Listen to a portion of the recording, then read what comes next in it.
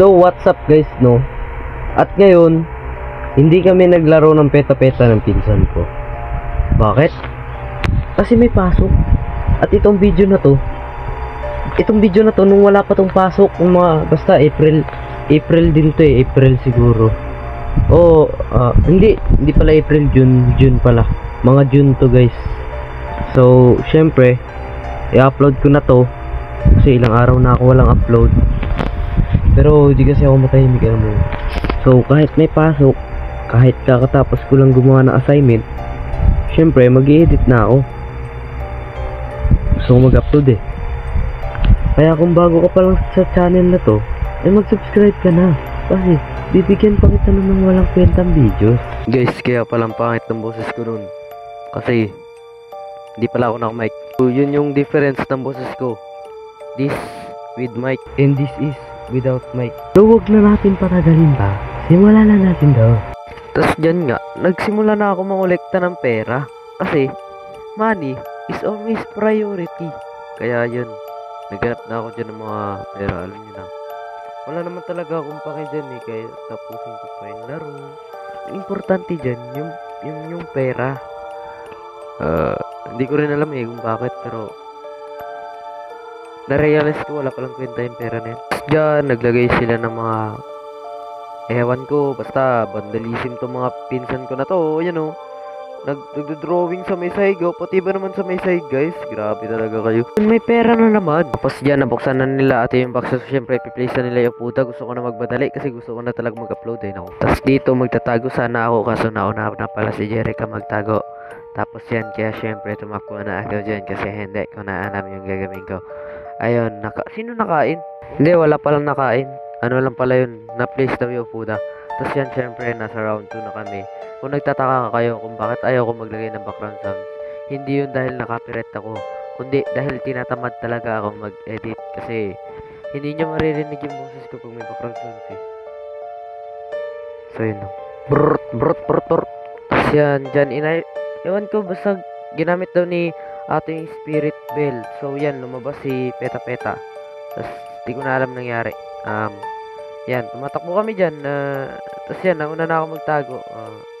Tapos yan, nahuli si Daylord de Peta. So ewan ko ba, malay ko ba dyan, nakalimutan ko na yan. Kasi tagal na to ng video na to eh. Mga June ano pa to eh, June 8, June 7. Di ko alam, basta nakalimutan ko na. Tapos yan, habang naglalakad ako dyan na mapayapa, bigla na lang lumabas dyan si Peta. So syempre, tumakbo ko parang anong tawag sa artista na yun, yung laging tumatakbo. Nakalimutan ko eh, basta. Ay naku, tinatamad na ako maghanap nun, basta bala. So, makikita nyo yung thumbnail guys. Ano lang yun, screenshot ko lang yun kasi tinatamad na talaga ako mag-edit. Pati thumbnail, tinatamad na ako eh. Yan, nahuli na yata si Jerica. Tama ba? Ay, hindi pala siya nahuli. Ano lang daw pala, sinabihan lang daw siyang duwag kasi lagi daw siya nagtatago sa closet. Parang hindi magtatago, dumaan si Peta. Diba? So, habang naglalakad ako dyan guys, ng mapayapa, nahanap ni Jerica yung code, syempre. Yung code hindi si Peta. So, dyan nga guys. Ayan na si ate.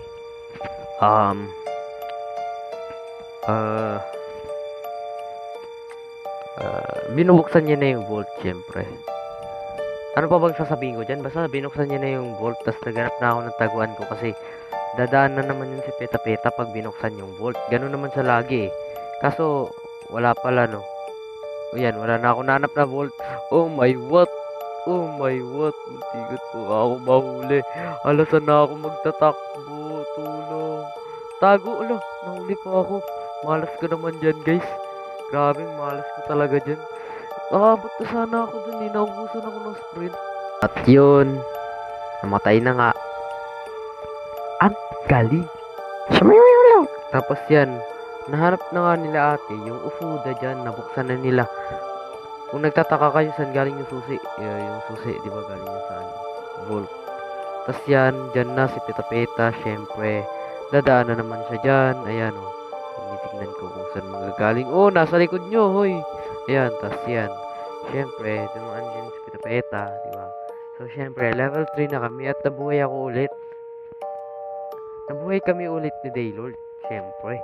Kasi, ganun talaga yun. Basta ganun yung mechanics ng laro. Di ko alam kung bakit. Uy, peta-peta. Wala akong sinabing i-nerf mo yun, ha. Dun lang yun. Kailangan namin yun.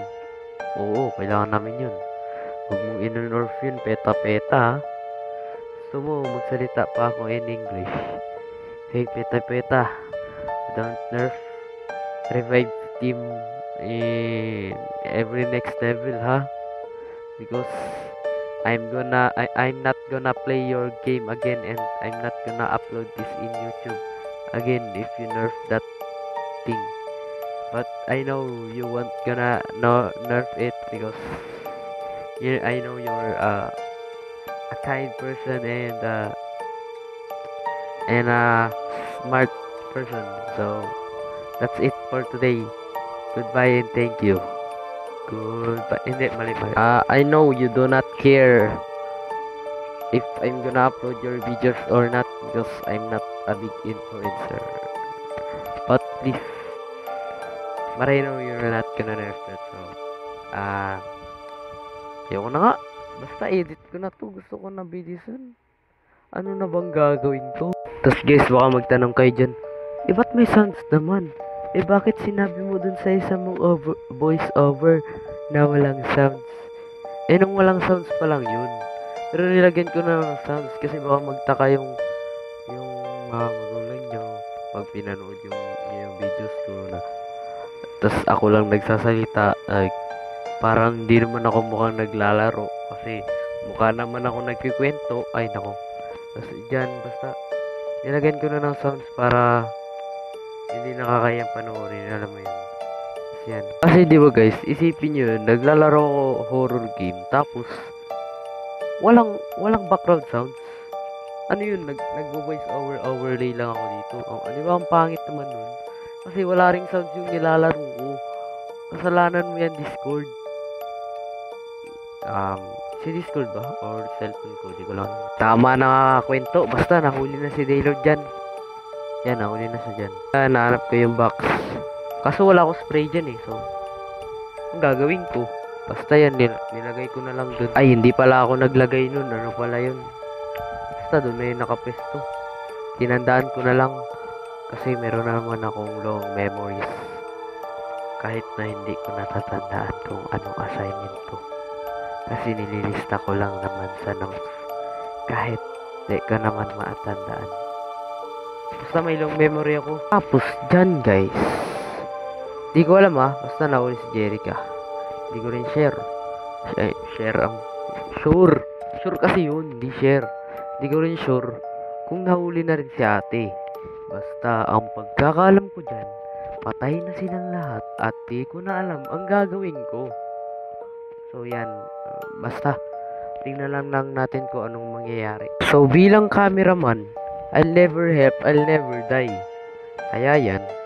So, hinanap ko lang sila dyan para i-camera. Kaso nahanap ko dyan sa peta-peta. Kaya nagtago na kaagad ako dyan. Kasi kahit cameraman ka man, kakainin ka ni peta-peta. So, dyan nga, sabi ni ate, pumunta daw ako ng Evil's room. So, ito pala yung Evil's room. Basta yan. Tapos, yan, pinasilip niya ako dyan sa hole na yan. So, syempre, kinabahan ako dyan. Ayan, so, tinignan ko lang yan. Tapos, may nang-jumpscare sa akin. Nagulat ako dyan eh. Tapos, pero syempre, wala akong pake. Sumilip ako ulit. Kasi kailangan ko hanapin yung paper code. Kaso, nahanap ko na yung paper. Ano ba yan? Pagkatapos, syempre, bumaba na ako. At syempre, bubuksan ko na tong code na basta, code na to.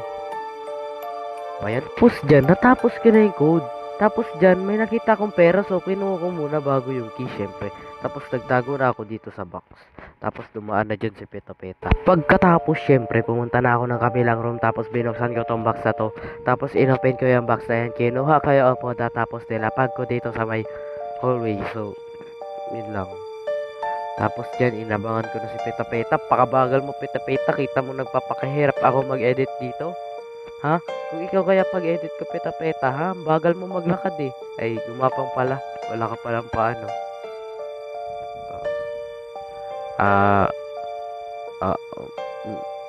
Yan syempre ay Clutch the Game. Basta ay Clutch the Game, di ba? Ang galing.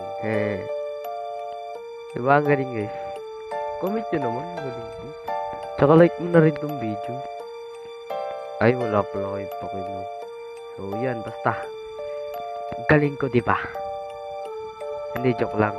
Basta, panoorin. Hindi, huwag nyo nang panoorin kung boring. Pero, syempre, tapusin nyo pa rin. Kailangan ko ng watch hour time.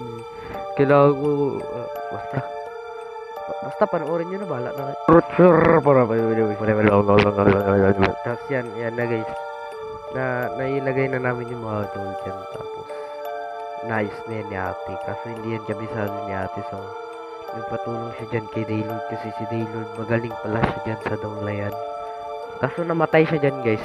Tapos yan dyan naganap na rin ako ng taguan. So may nahanap naman ako. So yeah. Ang galing. Di ko alam ba't ako nag TikTok bigla guys.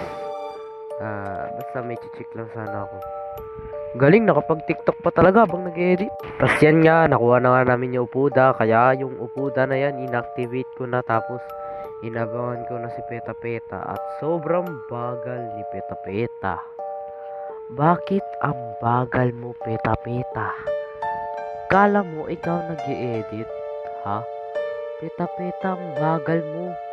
Ayan, narating ka na rin. Grabe ang bagal mo, Peta Peta. Bilisan mo naman, nahihirapan ako mag-edit eh. Barot. Grabe, tinatamad ako talaga ako. Tapos yan ginawa na nila ate yung ritual. Ayan, di ba? Galing nila Ate Jerica dyan, di ba guys? Hanggang yan, natapos na nga nila ate. At dyan na, nagsimula na ang takbuhan. Ayan guys, di ko alam yan. Basta, yan na guys, yan na, nagtakbuhan na kami. Let's go, takbo. Di ko alam kung asan dyan si Daylord guys. Basta ang alam ko, nawala yata dyan si Daylord guys. Kasi, alam nyo na, naglag kasi siya guys, di siya makagalaw. Tapos yan guys, nalagay na rin namin yung shape. Let's go! Tapos yan, tumakbo na kami dyan guys. Kasi syempre, tapos yan, pinili namin dito sa may gilid. Kaso, ayan o, dapat lumayo muna kayo sa pinto. Lumapit sila kagad. So syempre, pumunta kagad ako dito sa isang pinto. Tapos, tumakbo ako. Tapos nakita ko dyan si Peta Peta sa likod ko. Oh no! Tapos pinili ko dito sa pinto. Kaso may multo. Nahuli na ako ni Peta Peta. At dun, nagtapos ang walang kwentang ginawa namin. Lahat ng yun, para sa wala. At, yeah. Yun lang guys. Sana naman nag-enjoy kayo ngayon sa walang kwentang videos na ito. Oh yeah.